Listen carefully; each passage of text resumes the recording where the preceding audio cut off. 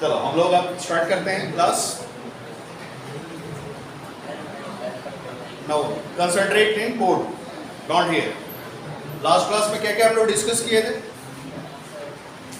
I think last class में we discussed about the, जो last student हैं जो ऑलरेडी मेरा क्लास किए हैं उनको पता होगा कि लास्ट क्लास में मैंने डिस्कस किया था and concentrate on my word, don't here and there. Last class में हम लोग प्रैक्टिकल किए थे, ठीक है? प्रैक्टिकल का कुछ क्लास था, already we completed the practical, ठीक है? Any doubt so far? Tell me.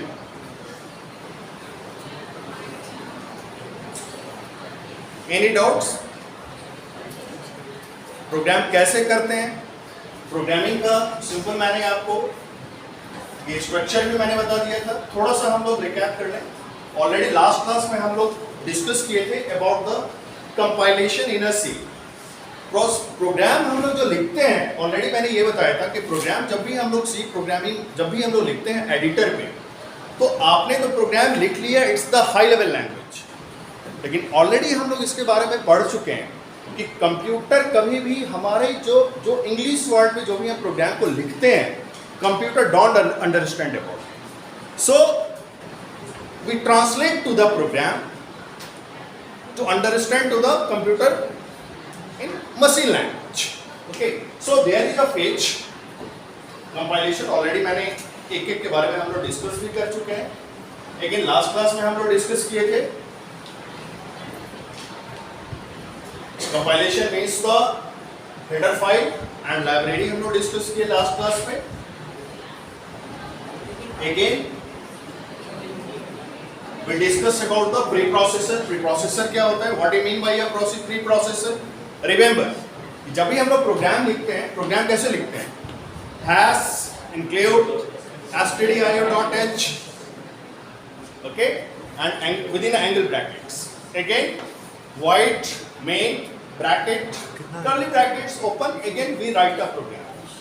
These are the programming language. जो भी स्टूडेंट अभी नए स्टूडेंट हमारे क्लास में बैठे हुए हैं उनको मैं बताता हूँ, थोड़ा सा लिटिल बिट आपको मैं नॉलेज दे दूँ। These are the programming language. Language that means आपको each and every word, symbol and सभी का कॉन्सेप्ट आपके पास क्लियर होना चाहिए। In a programming there are already predefined meaning. Getting my points? और one thing, suppose you feel any uncomfort in a subject, feel free to ask from me, not one time, more than one time. Okay, Now preprocessor. What do you mean by a preprocessor? थोड़ा सा हम लोग इसको discuss कर लें। Preprocessor के बारे में हम लोग क्या डिस्कस किए थे? So that means just now preprocessor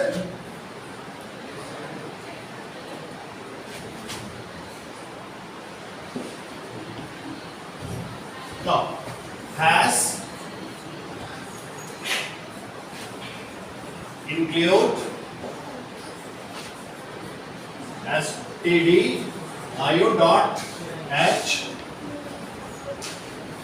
void main. Again we open the curly brackets and we close the curly brackets, and within the curly brackets we write a syntax here. Okay, so that means these are called a block. Clear? Whatever you write there. Now here, now hash is a preprocessor. Include is a, जिससे मैं पूछूं नए students, include is a directive. Don't be forget from a next time. जो भी student, these are the, अभी हम लोग diagram पे भी आएंगे, don't worry. अभी right now you don't write. First you try to understand. You what's the meaning of it? ठीक है? कॉपी पे लिखा हुआ रहेगा तो कॉपी पे ही रह जाएगा। अगर यहाँ लिखा हुआ रहेगा तो फिर वो परमानेंट रहेगा। ठीक है? Now include is a directive. Directive means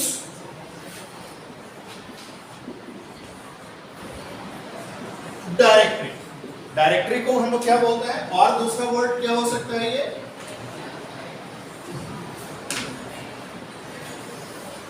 folder. Folder हम लोग लैपटॉप पे बनाते हैं, फोल्डर हम लोग कंप्यूटर पे बनाते हैं। फोल्डर का कॉन्सेप्ट क्या होता है? It's contain the separate file, like a movie, like a songs. Mostly student यही करते हैं, that's why I am telling the example, this types of example. Okay, now come to the points. These are the directive. Directive means what? Already मैंने बताया कि ये हमारे जितने भी, दीज आर द डायरेक्टिव, आपको लिखना है, आप ये नोट डाउन कर सकते हो। These are the directive,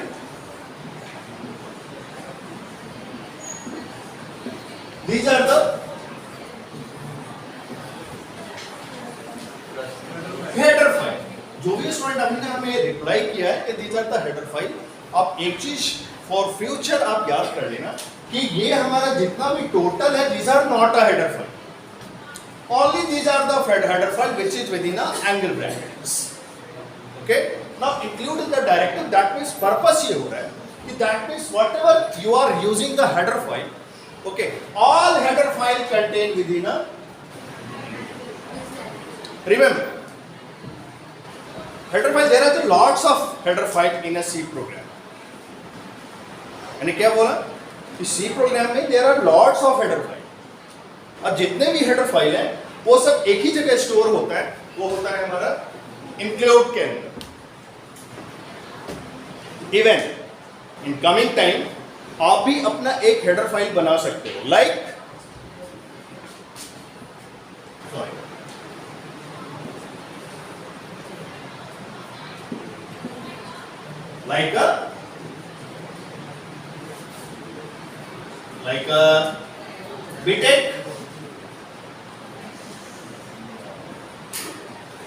BTech first year section C. आप ये भी एक अपना भी एक आप हेडर फाइल बना सकते हो, बट रिमेंबर ओनली यहाँ पे ज्यादा स्ट्रेस माइंड पे नहीं डालना है। बस एक पॉइंट हमें याद रखना है कि यूजर भी अपना header file can be create, but there are some difference. User जो भी हेडर फाइल बनाएगा with in a clear. Now come to the points. मेरा समझाने का पर्पस ये था, ऑलरेडी जो पुराने स्टूडेंट है मैंने इनको बताया भी है कि ये जो भी हेडर फाइल अगर आप कमिंग टाइम में एक और दो क्लासेस, सॉरी 1 और 2 वीक के बाद जब भी आप अपना हेडर फाइल बनाओगे तो रिमेंबर आप जो यूजर भी जो हेडर फाइल बना रहा है वो भी कंटेन करेगा विद इन अ इंक्लूड। तो हमें क्या समझे कि हेडर फाइल इंक्लूड एक डायरेक्टिव है जो जितने भी हेडर फाइल होता है वो सभी हेडर फाइल को कंटेन करता है। वो हेडर फाइल प्री डिफाइंड है या वो हेडर फाइल जो यूजर क्रिएट कर रहा है।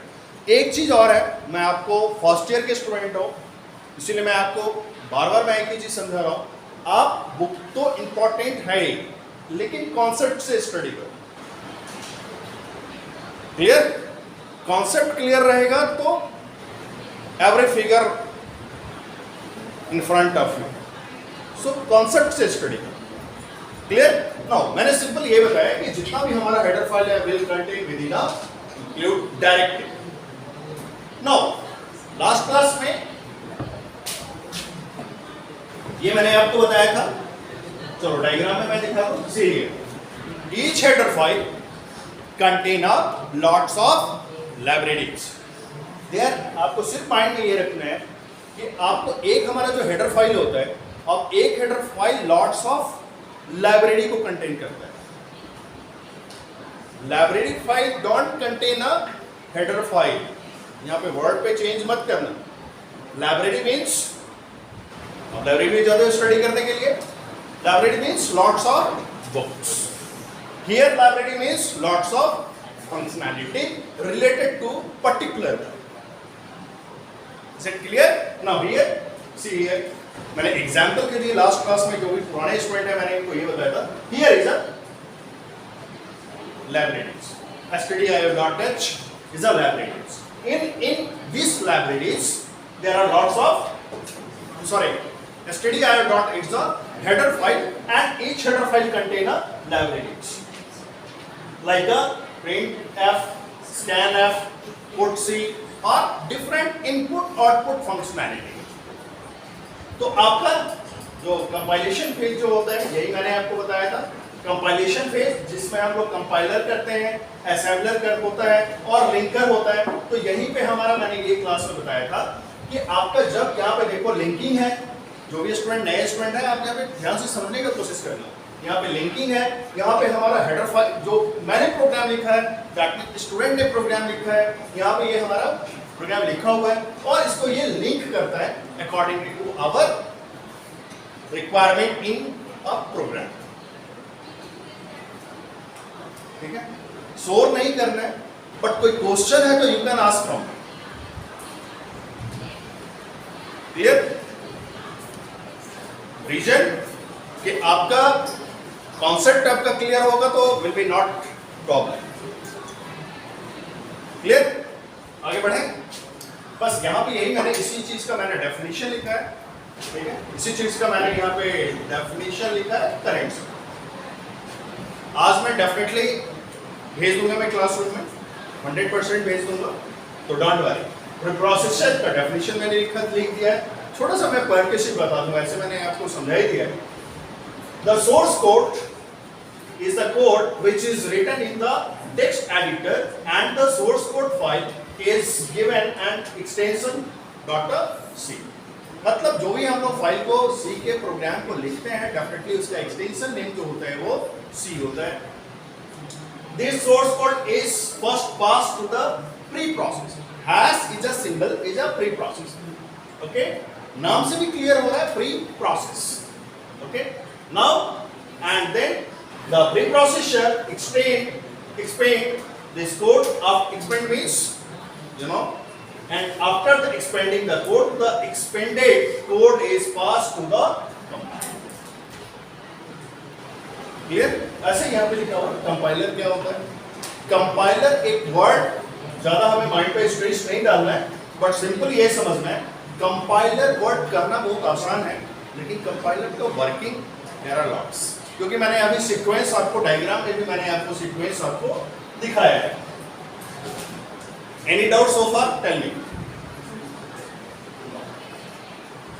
चलो, तो ये सब जो है अब हम लोग थोड़ा सा टोकेन्स आज हम लोग पढ़ेंगे। जो नया टॉपिक हम लोग का है, दीज आर द टॉपिक, आज का topic. Definitely in a C language we develop a program, program ही डेवलप करेंगे।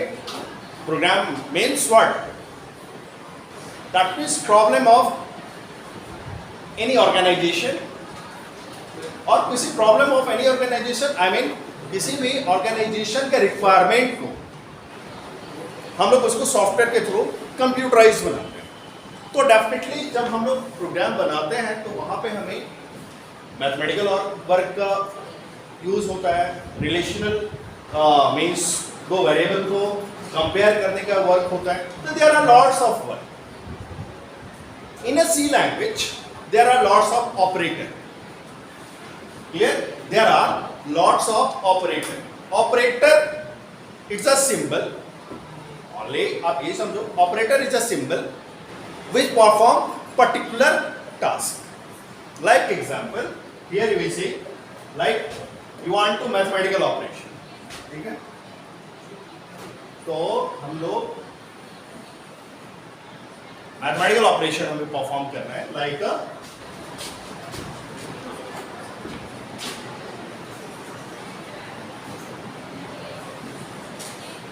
INT, आप थोड़ा सा ये बोर्ड पे थोड़ा प्रॉब्लम है, आप ऐसे समझ लो INT n1 इक्वल टू 10, हमें दो नंबर को ऐड ऑन करना है, 10 and 20। INT n2 equal to 30, INT C equal to n1 plus n। Clear?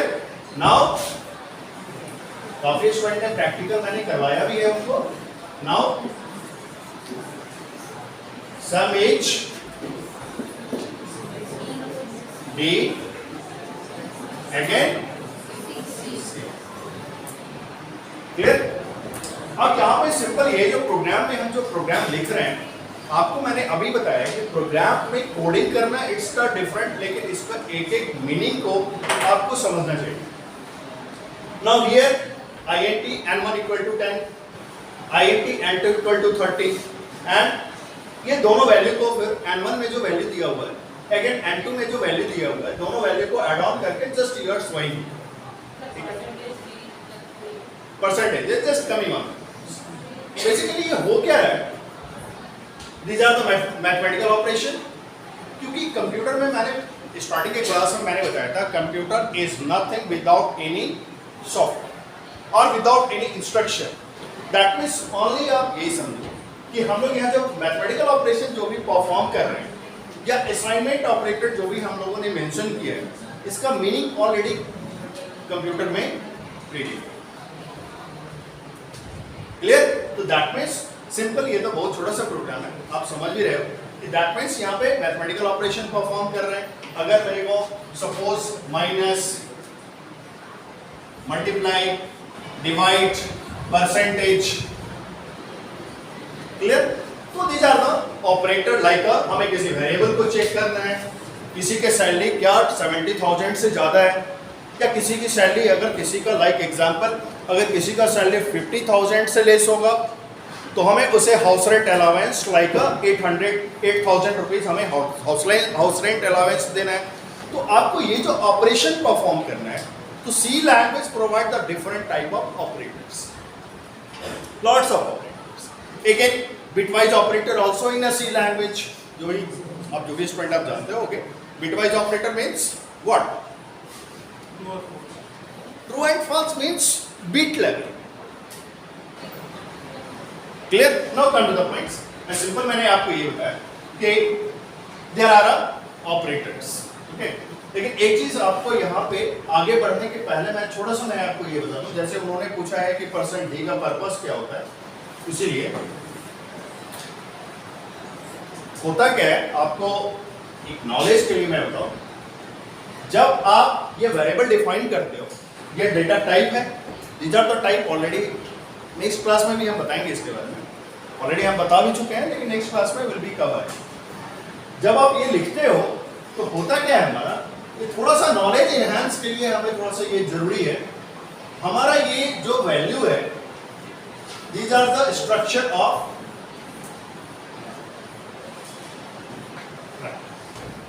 RAM. अब थोड़ा सा प्रोग्रामिंग से थोड़ा सा हटके हम लोग बात कर रहे हैं, बिकॉज एक चीज और है, अभी आप फर्स्ट सेमेस्टर में हो, एक अच्छा प्रोग्रामर होने के लिए कंप्यूटर के आर्किटेक्चर पार्ट का भी नॉलेज होना चाहिए। क्लियर? क्यों? क्योंकि वो इंटरनल कैसे वर्क कर रहा है, तो आपके पास वो नॉलेज होना चाहिए। Now see, RAM is an electronic chip which contain the data in a electronic form, you know, power. चलो, अब यहाँ पे हमको रैम जो होता है, ये पर्टिकुलर एक एक ब्लॉक ऑफ सेल का बना हुआ, विजिबल नहीं होता है, ब्लॉक ऑफ सेल का होता है। जब आप यहाँ पे n1 करते हो तो रैम पे क्या होता है कि n1 के जगह पे वो वेरिएबल एक स्पेस ऑक्युपाई किया और यहाँ पे पर्टिकुलर स्पेस पे जाकर के वो स्टोर किया। सेम n2 पे जाकर के वहां पे वो हमें 30 वो स्टोर किया। One thing. सेकेंड थिंग, जो मैंने आपको यहाँ पे बोर्ड पे मैंने ब्लॉक ऑफ सेल जो दिखाया है कि all block of cell has pre defined address. Address उसमें तभी होता है जब ये रैम मैन्युफैक्चरिंग जब होता है, उसी समय उसके अंदर एड्रेस को इनबिल्ड कर दिया जाता है। लाइक हियर 3.03, 3.02, 3.01, 3.04, तो दीज आर द एड्रेस। तो दैट मीन्स ये जो हमारा एड्रेस है, तो ये एड्रेस लाइक अ 3, लाइक अ 7। क्लियर? अब ये एक एग्जांपल के लिए मैं बताऊं, लेकिन 3 एंड 7 तो होता नहीं है, क्योंकि कंप्यूटर जो वर्क करता है ओनली 0 एंड 1 पे। एक सिर्फ आपको अंडरस्टैंडिंग के लिए मैं आपको यहाँ पे मैं सिर्फ ये बताऊं। नाउ अब यहाँ पे मैंने क्या किया, C equal to n1 plus n2। अब ये परसेंट का पर्पस क्या है? जैसे उन्होंने पूछा है, हेलो परसेंट डी का पर्पस क्या होता है? सिंपल ये समझना है कि हमें ये सी जो सम करना है, ठीक है, वो मेमोरी के कौन से एड्रेस पे, एड्रेस को फाइंड आउट करना परसेंट, एंड डी डिनोट कर रहा है, D stands for decimal, decimal, clear? जब आपको फ्लोट अगर आप डिस्प्ले करोगे तो स्लैश एफ, कैरेक्टर करोगे तो सी, अलग अलग टाइप का अलग अलग सिंबल, क्लियर? तो सिंपल यहां पे मैंने ये समझाया आपको कि अगर कोई भी वेरिएबल अगर आप डिक्लेयर कर रहे हो तो मेमोरी पे कुछ ऐसे जाकर के वो स्टोर कर। Any doubt so far? Just tell me. No? Okay. And one thing, only for your knowledge, RAM को हम लोग दूसरा वर्ड क्या होता है? रैम, सॉरी, मीन्स रैम को हम लोग प्राइमरी मेमोरी भी बोलते हैं, रैम को हम लोग मेन मेमोरी भी बोलते हैं, एंड रैम को फुल फॉर्म होता है random access. Why it is called the random access memory? Why it is called a random access? Random is not a word of in fact computer. What a meaning of a random? Randomly. हमारे relative at random मेरे घर पे आ गए. What's the meaning? अचानक. Not अचानक. It's a common word, but not any pre-information. Random access memory, the meaning is a random access memory, that means data stored in a RAM, not in sequence. Randomly they can store anywhere. That's why see in the board, see on the board. मैंने क्या लिखा है? N1 मैंने इसीलिए मैंने यहाँ पे N1 दिया है, यहाँ पे मैंने N2 दिया है, N2 यहाँ पे मैंने दिया है, और C मैंने यहाँ पे दिया है। वो मेमोरी में कहीं भी जाकर के वो स्टोर होता है। That's why it is called a random access. So this is the out of C language, but you should know it. It's a very important. It's a very basic thing. Clear? Now come here. Again PPT. Now, in a C language, there are different types of operator, like a arithmetic operator. Second is a relational operator, logical operator, shift operator, bitwise operator, and assignment. Clear? Now, here, very common, addition, subtraction, the minus का symbol, again multiplication, multiply का symbol, again divide, percent, and increment and decrement. These are the operator, mathematical operation we can perform with the help of this symbol. Very common. Okay. लेकिन यहाँ पे हमें एक चीज और याद रखना है कि अगर आप प्रोग्राम को डेवलप कर रहे हो और मोर देन वन ऑपरेटर, डेफिनेटली, अब अभी मैंने प्रोग्राम में एक एग्जांपल में देखा था कि C equal to N1 plus N2, तो यहाँ पे कितने ऑपरेटर्स हैं? There are two operators. Now here we are discussing the operator. Operator, there in an example there are two types. Here plus and equal. Two operators. अगर मैं यहीं पे एक छोटा सा प्रोग्राम में अगर यहाँ पे ये लिखते हैं ऐसे, देखो, multiply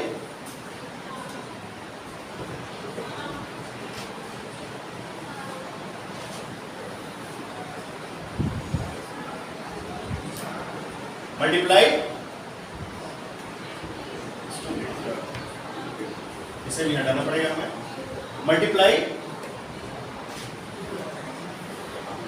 10 divide by,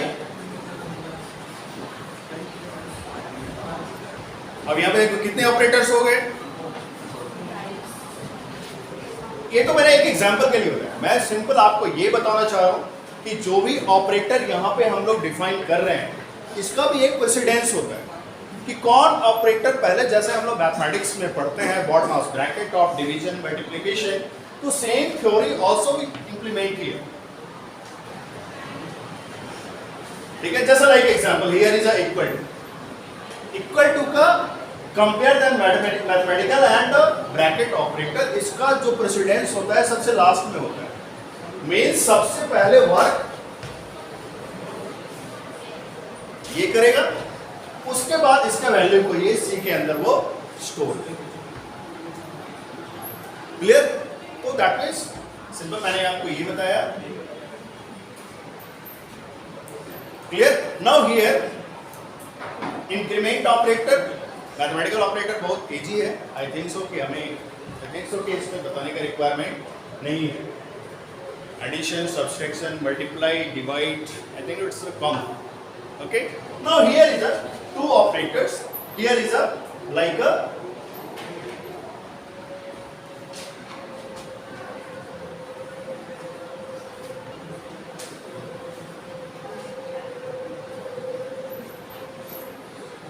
plus, these are the increment, and double minus, these are called the decrement.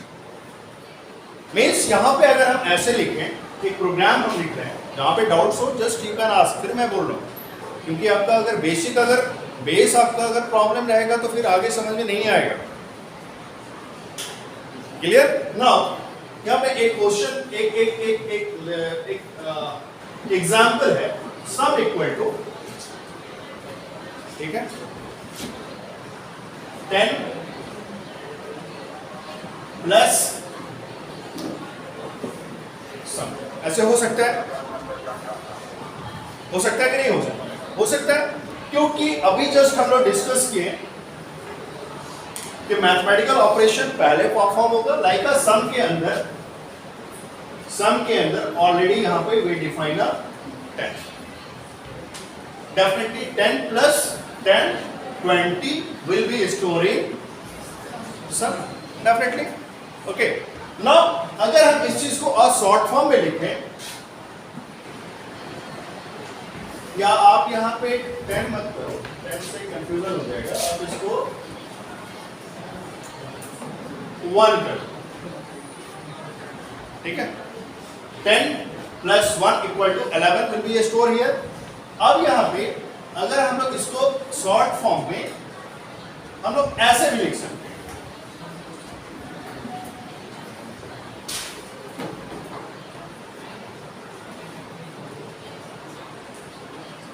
हम लोग ऐसे भी लिख सकते हैं शॉर्ट में, दोनों का वर्क एक ही है, ठीक है, either some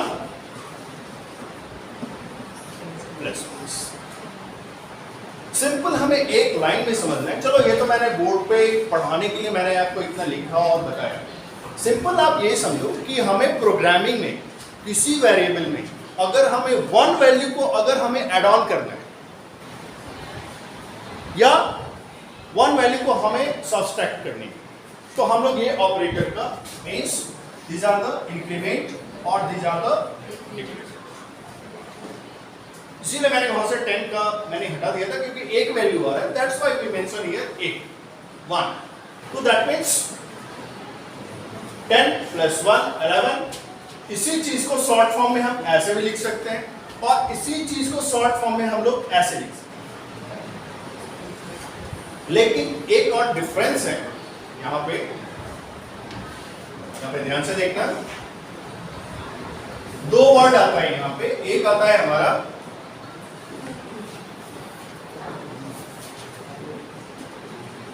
pre increment and second आता है हमारा पोस्ट इंक्रीमेंट।